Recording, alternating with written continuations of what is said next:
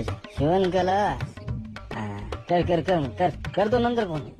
अरे काय भाऊ, काय म्हणते बाई? मशीन शिकायला लागली ती कपडे शिवायची मशीन. पण भाऊ तू गलत केला. काय नाही, मी जेव्हा एवढी पोरगी पाहिली, साखरपुडा केला, पुढच्या महिन्यात आता लग्न आहे, पण अजून त्या पोरीचा फोटो ना दाखवला. हा म्हणजे तुला पाहिलं नाही का? झ्याट्या काही दाखवली रे मला पोरगी. अरे यार धर हे पाय. भाऊ दे शमाय सत्ता.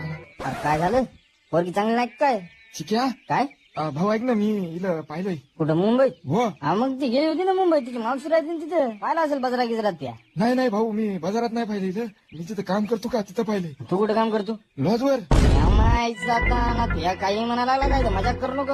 अरे भाऊ माहिती भाऊ, आम्ही खरंच खोटं ना सांगायला लागलो. तुला खोटं वाटायला का? हा एकच मिनिट थांब, एकच मिनिट थांब थांब. काय करायला लागला तू? हॅलो छोटू. हॅलो बोला दादा. अरे ऐक ना, ते खालच्या रॅक मध्ये पाय, कस्टमरच्या आपल्या आधार कार्डाचे झेरॉक्स आहेत. हा, त्याच्यामध्ये एक पोरीचं नाव काय? पलक दुलारी सनके. पलक सनके. हॅलो, पोरीचं नाव पाय, पलक सनके आहे का? थांबा थांबा. हो आहे दादा, वरती आलाय. म्हणजे 5 मिनिटं आधी त्याने मी रूम दिली होती.